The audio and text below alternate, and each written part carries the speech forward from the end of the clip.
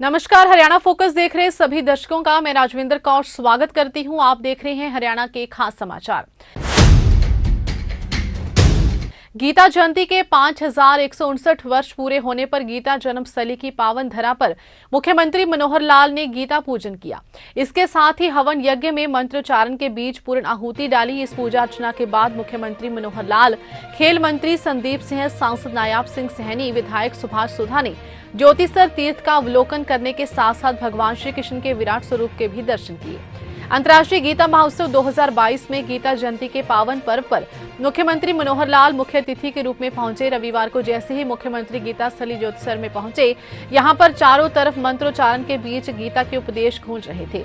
KDB और प्रशासन की तरफ से 29 नवंबर से श्रीमद् भागवत गीता पाठ का आयोजन चल रहा था। इस श्रीमद् भागवत गीता पाठ की पूर्ण आहुति कार्यक्रम में मुख्यमंत्री मनोहर लाल, खेल मंत्री संदीप सिंह, सांसद नायाब सिंह सैनी, विधायक सुभाष सुधा ने हवन यज्ञ में पूर्ण आहुति डाली और प्राचीन वट वृक्ष के नीचे पवित्र ग्रंथ गीता को नतमस्तक होकर पूजा अर्चना की। मुख्यमंत्री मनोहर लाल ने ज्योतिसर तीर्थ का अवलोकन करने के उपरांत भगवान श्री कृष्ण के विराट स्वरूप के भी दर्शन किए।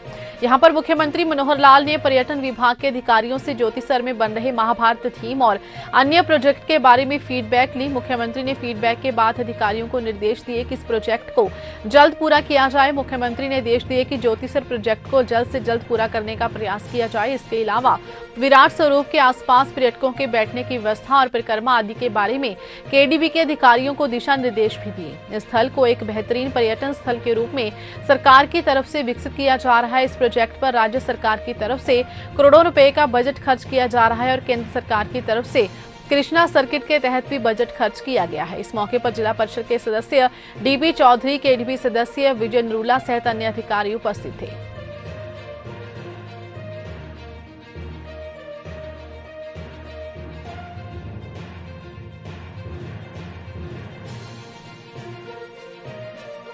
ये जो सामूहिक गीता के श्लोक का उच्चारण का कार्यक्रम है, ये प्राय हर वर्ष हो रहा है, सिवाय 2 वर्ष के बीच में छोड़कर। 2020 और 2021 में ये कार्यक्रम हम नहीं कर पाए, कारण आपको पता है कोविड का वो कारण था। लेकिन आज पुनः इसको शुरू किया है। 18,000 आप सब लोग यहाँ सामूहिक सांघिक रूप से जो श्लोकोच्चारण कर रहे हैं और इसी प्रकार ऑनलाइन भी जो मुझे बताया गया है कि 75,000 बच्चे ऑनलाइन सिस्टम से जुड़े हुए हैं। तो ऐसे सब बच्चों को मैं अपनी ओर से बहुत बहुत बधाई भी देता हूँ, शुभकामना भी देता हूँ।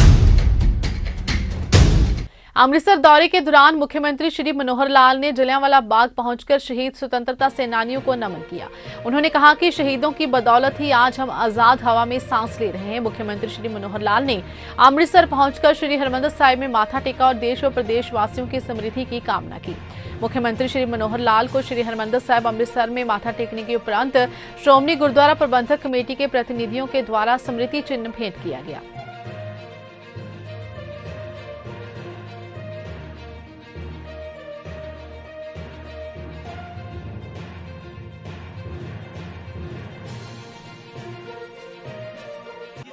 देखिए जी, मेरा बहुत सौभाग्य है कि आज मैं स्वर्ण मंदिर साहब दर्शन करने के लिए आया हूँ।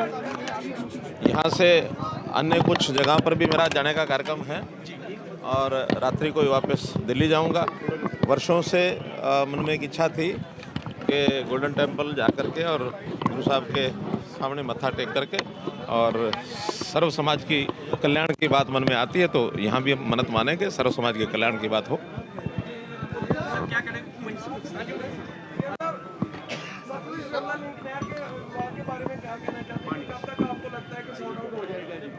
ऐसा ही आपको भी पता, मुझे भी पता, कोई आज का विषय नहीं है, वर्षों पुराना है। लेकिन इतनी इच्छा है कि जो कुछ हो एमिकेबली हो, आपस में हमारा प्रेम प्यार बना रहे। क्योंकि पंजाब और हरियाणा के जो रिश्ते हैं वो कोई आज से नहीं है, बहुत पुराने समय से हम बड़े भाई छोटे भाई का अपना रिश्ता रखते हैं।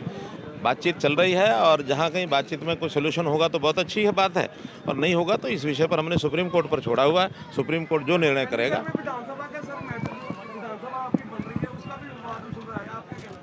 देखिए, विधानसभा का भवन बन रहा है। विधानसभा तो पहले भी हमारी है, एक नए भवन का छोटा भवन पड़ता है, तो बड़ा भवन बनाने के लिए उसकी हमारी जो ज़रूरत है उसको पूरा करने के लिए योजना बना रहे हैं। और ये हर किसी को छूट है, हम अपना भवन बना रहे हैं, मानो कल को कोई दूसरा भी अपना भवन अलग से नया बनाना चाहता है तो इसमें किसी को आपत्ति नहीं हो सकती है। चंडीगढ़ में ही भवन पहले भी है, चंडीगढ़ में ही भवन बाद में भी रहेगा, इसमें कोई ऐसा विवाद का विषय नहीं है। हरियाणा को लेकर विवाद चल रहा है, उसमें आपका आरोप है कि बीजेपी जो सपोर्ट कर रही है, देखिए सुप्रीम कोर्ट का फैसला हुआ है, इसमें हमने कोई लेना देना नहीं है। सुप्रीम कोर्ट के फैसले के अनुसार जो चीज़ें होती हैं उसका पालन कराना जो होता है वो सरकारों का काम होता है। सुप्रीम कोर्ट जो है सर्वोपरि है। हरियाणा के मुख्यमंत्री श्री मनोहर लाल ने अंतर्राष्ट्रीय गीता महोत्सव में आयोजित 48 कोर्स स्थित सम्मेलन में तीर्थ मित्र पोर्टल का शुभारंभ किया।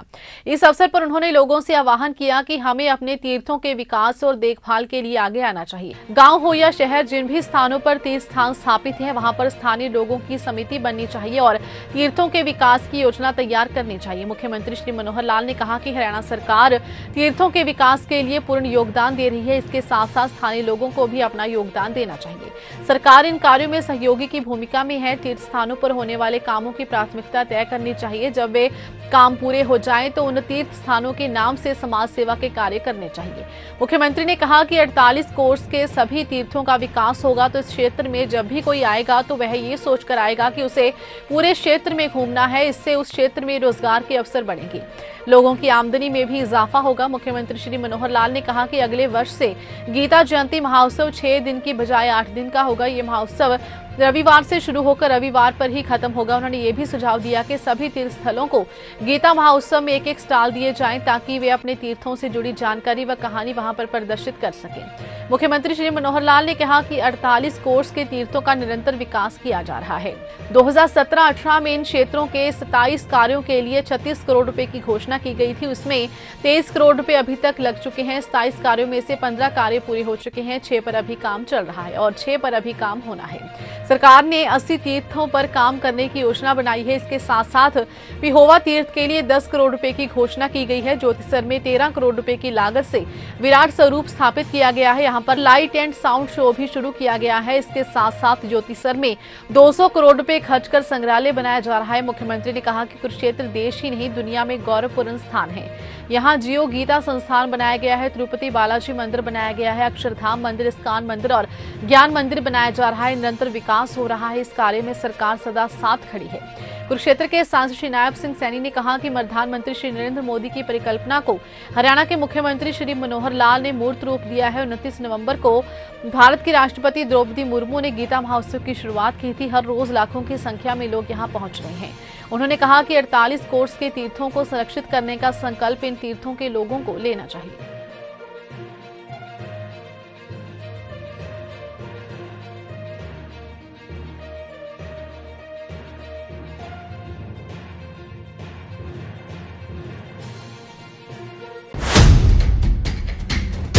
हरियाणा के मुख्यमंत्री मनोहर लाल ने कहा कि पिछले 6 वर्षों से कोविड काल को छोड़कर गीता का सार का संदेश न केवल हरियाणा पीतु देश और दुनिया के कोने कोने तक पहुंचाया है। विश्व के कई देश हर वर्ष अंतर्राष्ट्रीय गीता महोत्सव में शामिल हो रहे हैं। ऑस्ट्रेलिया में भी कार्यक्रम होना है। इसके लिए गीता मनीषी ज्ञानानंद जी महाराज व अन्य लोग कार्यक्रम तैयार कर रहे हैं। मुख्यमंत्री आज अंतर्राष्ट्रीय गीता महोत्सव के अवसर पर दीपदान व आरती करने उपरांत पत्रकारों से बातचीत कर रहे थे। एक प्रश्न के उत्तर में मुख्यमंत्री ने कहा कि पिछले 3 दिनों से जिला स्तर पर भी गीता महोत्सव कार्यक्रम का आयोजन किया गया है। आज 18,000 स्कूली बच्चों ने गीता के श्लोकों का उच्चारण किया और कई लोग ऑनलाइन भी इस कार्यक्रम से जुड़े और हर वर्ष ये कार्यक्रम लगातार बेहतर बनता जा रहा है। गीता सार से लोग जुड़ रहे हैं।